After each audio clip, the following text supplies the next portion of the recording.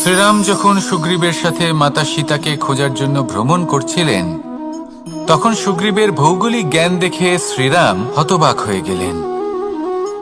তখন সুগ্রীব বললেন যে যখন বালির হাত থেকে উনি পালাচ্ছিলেন, নিজের প্রাণ বাঁচিয়ে পালাচ্ছিলেন, উনি তখন অনেক জায়গায় গেছিলেন, কিন্তু কোথাও যেন উনি যোগ্য আশ্রয় খুঁজে পাচ্ছিলেন না। বালি সুগ্রীবের প্রাণ হরণ করতে চাইছিল, ওকে শেষ করে দিতে চাইছিল, আর সুগ্রীব শুধু নিজের প্রাণ বাঁচিয়ে পালাতে চাইছিল। এক স্থান থেকে অন্য স্থানে, সেই স্থান থেকে আবার আরেক স্থানে। এই বিপদের সম্মুখীন হতে গিয়ে সুগ্রীবের ভৌগোলিক জ্ঞান বৃদ্ধি পেল। এর অর্থ বুঝলেন আপনি? যে জীবনে যখন সমস্যা আসে, জটিলতা আসে, সেটা দেখে আমরা ত্রস্ত হয়ে পড়ি, দুঃখী হয়ে পড়ি যে এমনটা আমার সাথে কেনই বা হচ্ছে। কিন্তু দুঃখী হওয়ার কোনো প্রয়োজন নেই, কারণ এই সমস্যা আমাদের কিছু শিক্ষা দেওয়ার জন্যই আসে। সেই শিক্ষা লাভ করা খুবই প্রয়োজনীয়। সেই শিক্ষার দিকে নিজের মনোনিবেশ করুন, সেই শিক্ষা আত্মস্থ করুন, জীবনে অগ্রসর হন, আর আমার সাথে ভালোবেসে বলুন, রাধা রাধা। অত্যন্ত শ্রেষ্ঠ একটা কথা আছে, যদি একটা দরজা বন্ধ হয় তাহলে ঈশ্বর নিজে আমাদের জন্য আরেকটা দরজা খুলে দেন। কিন্তু কিছু মানুষ আছেন যারা এটা ভাবেন যে আমার সাথে তো এরকম হলোই না, আমাদের জন্য তো কোনো নতুন দরজা খুলল না, কোনো নতুন পথ আমরা খুঁজে পেলাম না। সেই বিষয়ে আমরা চিন্তা করি, দুঃখ পাই যে এরকম কেন হলো। কখনো কখনো নতুন দরজা উন্মুক্ত হয়, কিন্তু পুরনো যে বন্ধ দরজা আছে তার সামনেই আমরা দুঃখী হয়ে বসে থাকি, আর এমন ভাবে বসে থাকি যে নতুন দরজার দিকে আমাদের চোখই যায় না।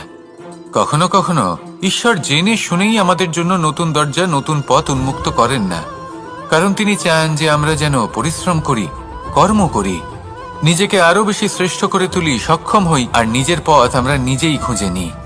কখনো কখনো এমনও হয় যে ঈশ্বর চান যে আমরা যেন সেই পথে চলতে শুরু করে দিই। ভবিষ্যতে গিয়ে ঈশ্বর আমাদের সবকিছুই প্রদান করেন। মনে রাখবেন, যে ব্যক্তি নিজের বাড়িতে এসে নিজের দুঃখ নিয়ে বিলাপ করতে থাকেন, সুখ তার দরজায় পৌঁছে গিয়েও বন্ধ দরজা দেখে ফিরে চলে যায়। তাই দুঃখ আমাদের সকলের জীবনে আছে, কিন্তু সেই দুঃখকে আঁকড়ে ধরে বসে থাকবেন না, তাহলে আপনি আসন্ন সুখও ভোগ করতে পারবেন না। আসুন আমার সাথে ভালোবেসে বলুন, রাধা রাধা। জীবনে কখনো আমরা বিজয়ী হই, কখনো আমরা পরাজিত হই, কখনো সুখ আসে, আবার কখনো দুঃখও আসে। আর যখন দুঃখ আসে তখন আমরা আমাদের এই দুঃখ কারোর সাথে ভাগ করতে চাই। আমরা কারোর সাথে নিজের দুঃখ ভাগ করে নিই, আর সেই ব্যক্তি আমাদের দুঃখ নিয়ে উপহাস করে।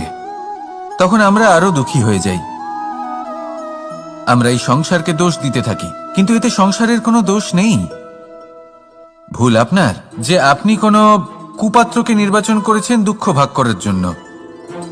মনে রাখবেন, যদি আপনার শরীরে ক্ষতস্থান তৈরি হয় এবং সেই ক্ষত নিয়ে আপনি প্রত্যেক জায়গায় ঘুরে বেড়ান, প্রত্যেক বাড়িতে আপনি ওষুধ হয়তো নাও পেতে পারেন, কিন্তু সেখানে নুন আপনি অবশ্যই পাবেন।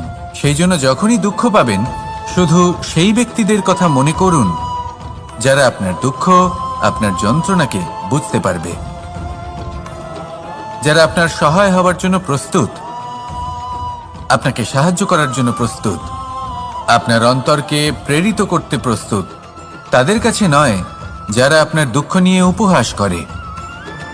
আসুন আর আমার সাথে ভালোবেসে বলুন, রাধা রাধা। প্রত্যেক মানুষ সাফল্যের শিখরে পৌঁছতে চান, প্রত্যেকেই তার জন্য চেষ্টা করেন, প্রত্যেকেই এটা চান যে নিজের নিজের ক্ষেত্রে আমি সর্বোচ্চ শিখরে পৌঁছব। এবার সবসময় আমাদের প্রতিভা পূর্ণরূপে আমাদের সহায়ক হতে পারে না। কখনো কখনো আমরা সেই কাজ একা করতে পারি না, কখনো কখনো আমাদের সাহায্যের প্রয়োজন পড়ে। আর ঠিক এমন সময় বেশিরভাগ মানুষ ভুল করে ফেলেন। আর ভুল হলো এটাই যে কিছু ব্যক্তি এতটাই তাড়াতাড়ি সাফল্যের শিখরে পৌঁছতে চান যে কারোর হাত ধরে পরবর্তী সিঁড়িতে ওঠার বদলে তিনি কারোর পা ধরে ওপরে যাওয়াটাই শ্রেয় বলে মনে করেন। এবার সাফল্য দুজনেই লাভ করেন, কিন্তু কাহিনীর এখানে সূত্রপাত ঘটে। যে ব্যক্তি কারোর হাত ধরে ওপরে পৌঁছন, সে অন্যের জন্য নিজের হাতটা বাড়িয়ে দেন, তাকে সাহায্য করেন, তাকে প্রেরণা প্রদান করেন। নতুন সম্পর্ক তৈরি হয়, বন্ধুত্বের বৃদ্ধি ঘটে এবং এই শ্রেষ্ঠ সম্পর্কগুলির সাথে উনি শ্রেষ্ঠ জীবন যাপন করেন। অন্যদিকে সেই ব্যক্তি যে কারোর পা ধরে সাফল্য অর্জন করেছিলেন, সেই ব্যক্তি শুধু একজন দাস হয়ে থেকে যান।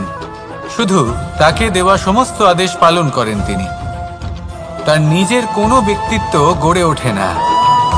সেই জন্য আপনি যখনই সাফল্যের পথে অগ্রসর হচ্ছেন, তখন পথ নির্বাচন সঠিকভাবে করুন, কারণ সাফল্যের ঊর্ধ্বেও একটি অন্য জীবন আছে। আসুন আমার সাথে ভালোবেসে বলুন, রাধা রাধা। জীবনের আরম্ভ থেকে জীবনের শেষ পর্যন্ত হলো একটা যাত্রা। আর এই যে যাত্রা, সেই যাত্রা পথের মাঝেও আমরা অনেক নতুন যাত্রা নির্ধারিত করি, অন্য অনেক লক্ষ্য লাভ করি। এবার প্রশ্ন হলো যে লক্ষ্য বেশি গুরুত্বপূর্ণ নাকি যাত্রা? কেউ বলবে লক্ষ্য বেশি গুরুত্বপূর্ণ, কারণ তার জন্যই আমরা এই যাত্রা স্থির করি। কেউ বলবে যাত্রা বেশি গুরুত্বপূর্ণ, কারণ এই যাত্রা পথে চলতে চলতে আমরা অনেকগুলো শিক্ষা লাভ করি, কর্ম করার জন্য অনেক দিশা খুঁজে পাই। এবার লক্ষ্য এবং যাত্রা এই দুই গুরুত্বপূর্ণ, কিন্তু আরো একটা তথ্য আছে অত্যন্ত গুরুত্বপূর্ণ, যেটা বুঝে নেওয়া খুব প্রয়োজনীয়। আর সেটা হলো আপনার জীবন সাথী। সেই সাথী যে জীবনের সব পদক্ষেপে আপনার সাথে চলবে, আপনার সাথে থাকবে। সেই ব্যক্তির মধ্যে যদি করুণা থাকে, ভালোবাসা থাকে, তাহলে সে আপনাকে সাহায্য করবে, আপনার জন্য আপনার লক্ষ্য নির্ধারণ করবে, আপনাকে জীবনে একটা উচ্চ স্তরে নিয়ে যাবে। কিন্তু যদি সেই ব্যক্তি এর বিপরীত হন, তাহলে কোথাও না কোথাও তাকে পেতে পেতে, তার সাথে থাকতে থাকতে আপনি নিজের লক্ষ্য ত্যাগ করে দেবেন। তাই পথ এবং লক্ষ্য এই দুই নির্বাচন করুন, কিন্তু যখন আপনি জীবন সাথী নির্বাচন করবেন, তখন কিছুটা সাবধানে, না হলে আপনার অভিজ্ঞতা সুখময় নয়, অত্যন্ত দুঃখজনক হতে পারে। আসুন আমার সাথে ভালোবেসে বলুন, রাধা রাধা। সকলের মন আনন্দে ভরিয়ে তোলে কোকিলের মধুর স্বর। কিন্তু এই মধুর স্বর আমরা বর্ষাকালে শুনতে পাই না কেন? তার কারণ কিন্তু এটা নয় যে বর্ষাকালে কোকিল অসুস্থ থাকে, তা নয়। কোকিল সিদ্ধান্ত নেয় নীরব থাকার। কিন্তু এই সিদ্ধান্ত কেন নেয়? তার কারণ হলো ব্যাঙ। বর্ষার ঋতুতে অনেক ছোট ছোট স্থানে জল জমে, আর সেই কারণে অনেক ব্যাঙের জন্ম হয়। এবার ওই ব্যাঙগুলোর ধ্বনি এতটাই প্রবল হয় যে তাদের মাঝে এই কোকিল যতই মধুর সুরে ডাকুক না কেন, তার স্বর আমাদের কানে পৌঁছবে না। সেই জন্য ও সিদ্ধান্ত নেয় চুপ থাকার। আর এটাই হলো আমাদের জীবনের শিক্ষণীয় বিষয়। আপনি যদি এমন কোথাও থাকেন যেখানে আপনার আশেপাশে মূর্খ মানুষ আছেন, তাহলে সেখানে চুপ করে থাকাই হলো সবথেকে শ্রেষ্ঠ সিদ্ধান্ত। কারণ ওই মূর্খদের চিৎকারের সামনে কেউ আপনার জ্ঞানের কথা বুঝতেই পারবে না। সেই জন্য সেখানে চুপ করে থাকুন। পরবর্তীতে গিয়ে যেমন এই ব্যাঙের ডাক, এটা শান্ত হবে আর তারপর থেমে যাবে, ঠিক তেমন মূর্খদের সময় একটা নির্দিষ্ট কালের পর গত হয়, আর তারপরে আসে বিবেকবানদের সময়, আপনার সময়। শুধু ধৈর্য ধরুন। আসুন আর আমার সাথে ভালোবেসে বলুন, রাধা রাধা। মস্তিষ্কের মেধা প্রত্যেক মানুষের কাছেই আছে। এর বর্গীকরণ করা সম্ভব তিনটি স্তরে: নিম্ন, মধ্য এবং উচ্চ। এবার সেই ব্যক্তি যার মস্তিষ্ক মেধা নিম্ন স্তরের, তিনি কোন বিষয়ে কথা বলেন, কোন বিষয়ে আলোচনা করেন, কি কি সেই বিষয় যা নিয়ে এনারা ভাবেন? লেনদেন, লাভ ক্ষতি, সম্পর্ক ভাঙা গড়া, জীবনের এই ছোট ছোট বিষয়গুলি। এর ঊর্ধ্বে এনাদের কথা এবং ভাবনা যায়ই না। এবার যে ব্যক্তি এমন হন যার মস্তিষ্ক মেধা মধ্যস্তরের, সেই ব্যক্তি কি করেন, কোন বিষয়ে কথা বলেন? জীবনের ঘটনাগুলির বিষয়ে কথা বলেন। কি হয়েছিল, কিভাবে হয়েছিল, কিভাবে সেটা আরো বেশি শ্রেষ্ঠ করে তোলা সম্ভব। আর সেই ব্যক্তি যাদের মস্তিষ্ক মেধা উচ্চ স্তরে থাকে, তারা কি নিয়ে ভাবেন, তারা কি নিয়ে আলোচনা করতে থাকেন? তিনি ভাবেন যে কিভাবে নিজের চিন্তা ভাবনা আরো বেশি শ্রেষ্ঠ করে তোলা সম্ভব। তিনি ভাবেন যে কিভাবে আমরা নিজেদের অপগুণগুলিকে দূর করে দিতে পারি, কারণ সেটা করতে পারলে জীবন আপনা থেকেই শ্রেষ্ঠ হয়ে উঠবে। মস্তিষ্ক মেধা আমাদের সবার কাছে আছে। এবার আমাদের এটা বেছে নিতে হবে যে কোন স্তরটা আমরা আপন করতে চাই। যদি আজকের এই মুহূর্তে আপনি নিম্ন স্তরেও থাকেন, তাহলে তা মেনে নিন, চিন্তার কোনো বিষয় নেই। এখনো চাইলে আপনি উচ্চ স্তরে পৌঁছতেই পারেন। সেটাই বেছে নিন, জীবন শ্রেষ্ঠ করে তুলুন, আর আমার সাথে ভালোবেসে বলুন, রাধা রাধা। এই সংসারের প্রত্যেক মানুষ কোনো না কোনো স্থানে অবশ্যই যান। অনেক অনেক স্থানে তাদের যেতে হয়। এবার এমন কিছু মানুষ আছেন যারা সেই স্থানে হয়তো কখনোই যাননি। উদাহরণ হিসেবে বলবো, কিছু মানুষ আছেন যারা মন্দিরে যান, চিকিৎসালয়ে যান, কিছু মানুষ কারোর কারোর বিবাহ উৎসবে যান। আবার কিছু মানুষ আছেন যারা নাস্তিক হন এবং কখনোই মন্দিরে যান না। কিছু মানুষ অসুস্থ হন না, তাই চিকিৎসালয়ে যেতে হয় না। এমনও কিছু মানুষ থাকেন যারা সামাজিক উৎসব থেকে দূরে থাকাটাই পছন্দ করেন। যে কোনো মানুষ হোক, যা কিছুই তার চয়ন হোক না কেন, প্রত্যেক মানুষকে একটি স্থানে অবশ্যই যেতে হয়।